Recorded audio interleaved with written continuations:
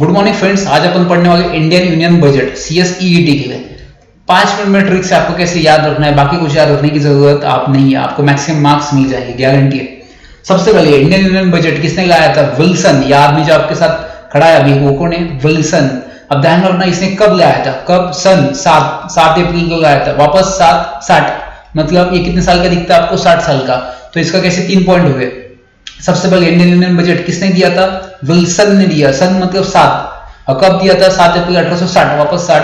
और उसके बाद सेकंड पॉइंट आता है, इसको सबसे पहले ईस्ट इंडिया कंपनी ने दिया था। किसने दिया था? ईस्ट इंडिया कंपनी ने दिया था। उसके बाद इंडिपेंडेंट इंडिया होने के बाद एकदम अपन शान से खड़े थे कि अपना इंडिया इंडिपेंडेंट हो चुका है। तो तब फाइनेंस मिनिस्टर कौन था? एकदम शान वाला, शानमुख चट्टी था। खत्म।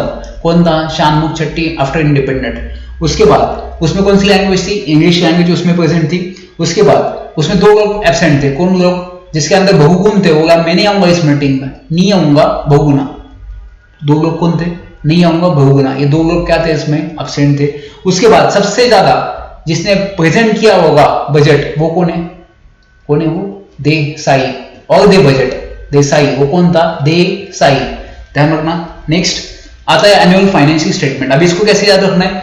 एनुअल फाइनेंशियल स्टेटमेंट एक दे, एक दो मुझे, मतलब 112 मतलब 112 आर्टिकल याद रखना। 112 का मतलब क्या है? 112 आर्टिकल याद रखना, आपको समझ जाएगा। एनुअल फाइनेंशियल स्टेटमेंट मतलब 112 मुझे, खत्म। अब उसमें 3 टाइप आते हैं। एक आता है consolidated fund, contingency fund, public account. अब कंसोलिडेटेड फंड में क्या आता है? जितने भी रेवेन्यूज गवर्नमेंट रेज करता है वो किस में चले जाते हैं? कंसोलिडेट हो जाते हैं उसमें। अगर आपको उसमें से पैसा निकलना है तो किसको अप्रूवल लेना? आपको उसका अप्रूवल लेना पड़ता है। आपको किसका? पार्लियामेंट का अप्रूवल लेना पड़ता है, क्योंकि वो कंसोलिडेट करने पड़ते हैं, वो जमा करने पड़ते हैं। उसको निकालने के लिए क्या चाहिए? वापस आपको परमिशन लेनी पड़ती है। तो याद एग्जाम में क्वेश्चन आएगा कि ऐसा कौन सा फंड है जिसके लिए परमिशन लगती है? तो consolidated fund of India. Next क्या है? Demand for grants. आपको कुछ डिमांड चाहिए, क्या चाहिए आपको? डिमांड चाहिए, मेरे को कुछ एक्स्ट्रा पैसे चाहिए, तो आपको क्या करना पड़ता है? लोकसभा में उसको पास करना पड़ता है। To be voted upon the Lok Sabha. उसमें क्या करते हैं? एक 3, उसका नाम क्या है? 113 आर्टिकल बोलते हैं उसे। पहले आपका क्या आता है? Annual finance statement 112। अब इसको क्या करेंगे अपन? 113 मतलब 13 भी दे, 13 भी दे, 113 आर्टिकल। अब क्या है ना, 112 में पैसे नहीं तो और पैसे चाहिए। 112 वाला खत्म हो गया है तो 13 भी दे। 13 मतलब 113 मतलब डिमांड फॉर ग्रांट, खत्म। उसके बाद एप्रोप्रिएशन बिल। अब एप्रोप्रिएशन बिल मतलब 1 साल की आपको अथॉरिटी दी जाती है कि आप इतने तक पैसा निकाल सकते हैं, उसके बाद आप नहीं निकाल सकते, अथॉरिटी दी जाती है, उसे क्या कहते हैं? आप एप्रोप्रिएशन बिल कहते हैं।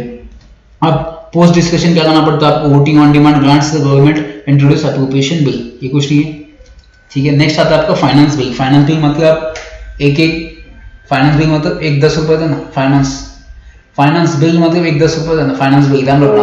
यहाँ पे क्या होता है? एक टैक्स स्ट्रक्चर होता है, सब कुछ होता है। अब ये कहाँ पे इंट्रोड्यूस किया जाता है? सिर्फ फाइनेंस बिल लोकसभा में ही इंट्रोड्यूस किया जाता है, राज्यसभा में इसको इंट्रोड्यूस नहीं किया जाता। और 75 डेज में इसको अप्रूवल करना पड़ता है। किसको अप्रूवल करना होता है? पार्लियामेंट को। कॉन्टीजेंसी फंड मतलब ऐसा फंड होता है जो इमरजेंसी को लगता है। आपकी कोई भी अनफोर्सिन सिचुएशन हो, वहां पे आपको लगता है 500 करोड़ इसमें क्या कर सकता है? डिस्पोजल कर सकता है प्रेसिडेंट। एक बार आपने इसमें से अमाउंट निकाल ली तो आपको क्या करना पड़ता है? वो अमाउंट वापस उसमें डालनी पड़ती है, क्योंकि इमरजेंसी कोई भी आ सकती है। तो कहां से पैसा लेंगे आप? कंसोलिडेट पैसा यहाँ से वापस ट्रांसफर कर सकते हो।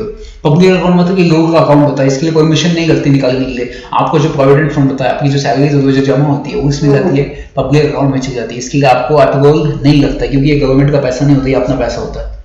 नेक्स्ट क्या आता है? Revenue expenditure. अब रेवेन्यू एक्सपेंडिचर मतलब अब जो टैक्सेस होते हैं सबसे ज्यादा आपके, वो क्या? आपकी रेवेन्यू रिसिप्ट है। वो क्या? आपकी रेवेन्यू रिसिप्ट है। And does not result in creation of asset is treated as revenue receipt. अब उस रिसिप्ट के लेने के आप जो भी एक्सपेंडिचर करते हैं, आता है कैपिटल रिसिप्ट। कैपिटल रिसिप्ट मतलब गवर्नमेंट ने कुछ शेयर्स होंगे, वो सेल किए होंगे, उसे क्या कहते हैं अपन? कैपिटल एक्सपेंडिचर कहते हैं, खत्म।